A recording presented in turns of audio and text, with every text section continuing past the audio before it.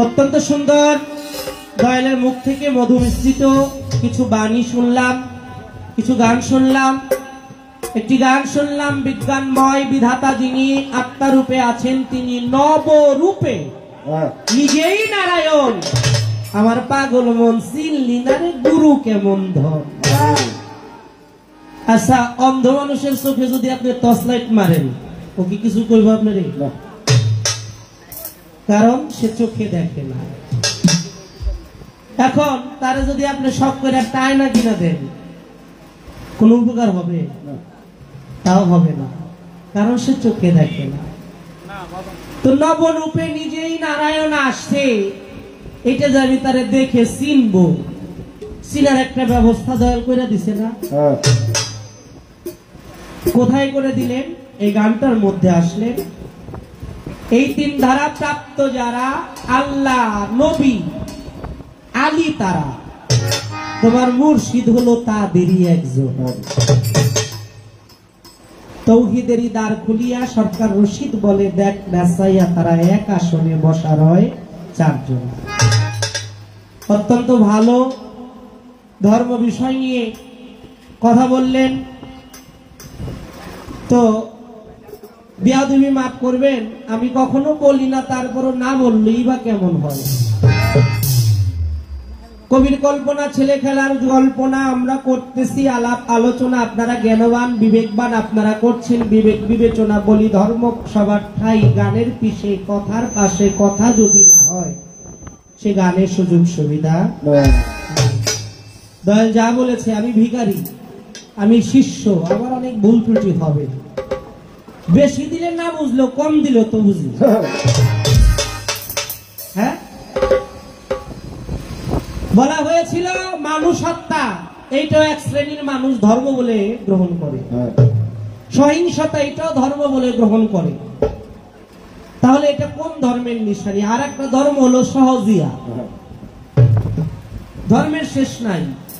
এই যে আচার আচরণ গুলো, ভিন্ন ভিন্ন বিধি বিধান গুলো, এগুলো আমার দয়াল সুন্দরভাবে বলছে, কিন্তু এখান থেকে দয়াল একটু কথা ছাইরা গেছে, আমি আবার একটু উত্থাপন করলাম।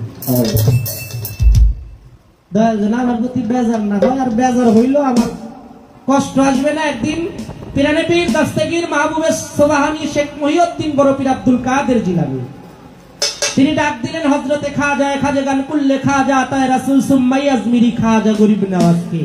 বললেন, মঈনুদ্দিন, আগামী ফজরে আমার পিছে যে নামাজ পড়বে সে বিনা হিসেবে জান্নাতে যাবে। আমার খাজা বাবা কি করলেন? এই কথাটা শুনলেন মনোযোগ দিয়ে, আর বললেন, বড় পীর, যে মঈনুদ্দিন, এই কথাটা তুমি ব্যতীত আর কারো কাছে বইল না, তাহলে কিন্তু জাহান্নামে যেতে হবে।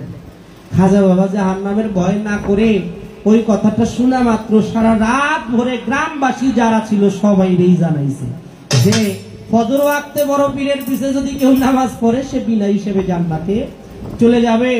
বড় পীর ফজরের ওয়াক্ত নামাজ শেষে ডানে বামে যখন সালাম ফিরায়া দেখলেন যে হাজার হাজার মানুষ মসজিদের ভিতরে তো আছে, বাইরেও মানুষের অভাব নাই। নামাজ শেষে খাজা বাবাকে বড় পীর বললেন, মঈনুদ্দিন, তোমার কি দুজকের ভয় ছিল না? খাজা বাবা দুই চোখের পানি ছেড়ে দিয়ে বলেছিল, আমি মঈনুদ্দিন যদি একা দুজকের মধ্যে জ্বলি, অনন্তকাল থাকি, তাতে তিল পরিমাণ আমার কষ্ট নাই। আমার বিনিময়ে তো এতগুলো মানুষ জান্নাত নসিব হইল। দয়াল আমাকে যাই কিছু বলুক, তাতে আমার কষ্ট নাই। আমার বিনিময়ে যদি একজন ভক্তের হৃদয়ে তার গুরু প্রেমটা জাগৃত হয়, সে যদি নিজেকে নিজে চিনতে পারে, সে যদি আত্মদর্শী হইতে পারে, তবেই আমার সার্থকতা আসবে। পরের গানটা শুনলাম, আমার কথায় কি বেজার হইতেছেন আপনারা? মিছে মায়া মরিচিকার পিছে, কারণ কোন পার হাউস সেটা তো দেখতে হইব। বাংলার অন্যতম এই মহারাজ নাম অন্য কোন শিল্পীর কাছে কিন্তু নাই। মহারাজ, এটা অনেক বড় বিষয়। মালিক তাকে দয়া করেছে, তাকে সেই জায়গায় কবুল করেছে, আমি ভক্তিবাদ জানাই। গান শুনলাম, মিছে মায়া মরিচিকার পিছে ঘুরিতেছ দাঁড়ে দাঁড়ে, মনে কি পড়ে না পথিক আসিয়াছ কত দূরে। এই গানটার একটা অংশে গিয়ে বললেন, ঘুরছো যার পিছে পিছে, কি বললেন? ঘুরছো যার পিছে পিছে, কয়দিন সে থাকবে বেঁচে। আজ আসে তোমার কাছে, কাল পালাবে তোমায় ছেড়ে। এখানে একটা প্রবলেম হয়ে গেল না? কোন কি হয়েছে নাকি? আমি আমার আবুল চান্দের পিছে পিছে ঘুরতেছি, এখন সেই যদি বলে তুমি যার পিছে পিছে ঘুরতেছো সেও একদিন থাকবে না, আজকে আসে কালকে সে তোমাকে ছেড়ে পালাবে, আমি কোথায় যাব? হ্যাঁ, সনাতন ধর্মের মধ্যে বললেন অখণ্ড মণ্ডলাকারং ব্যক্তং যেন চরাচর তৎপদং ধর্ষিতং তস্मै শ্রী গুরুবে নমঃ। গুরু ব্রহ্মা, গুরু বিষ্ণু, গুরুদেব মহেশ্বর, গুরুই সবকিছু। এখন গুরু সবকিছু হয়ে সেই গুরু যদি আমাকে ছেড়ে পালাইয়া যায়, আমি কোথায় যাব? এমন গুরু কি দরকার আছে? আমি দয়ালের কাছে একটু আর্জি রাখলাম, দয়াল যেন আমার কথায় কষ্ট না পায়। বাংলার অন্যতম একজন সাধক কবিয়াল বিজয় সরকার, তার একটি গান আছে, পোড়ামনের সাথে পারলাম না আমি। সে যে পঙ্খিরাজ ঘোড়াতে চড়ে ছুটে চলে দিনগামী, পোড়ামনের সাথে পারলাম না আমি। এই গানটার মধ্যে আছে, আমি সাবধান থাকি সে কি করবে না জানি, স্বপন মাঝে সে কত করে রাহা জানি, আমার খোরাক যোগায় যাহা আনি তাতে কেবল নোংরামি। এই মন আমার সবচেয়ে বড় বিপাকে ফেলেছে।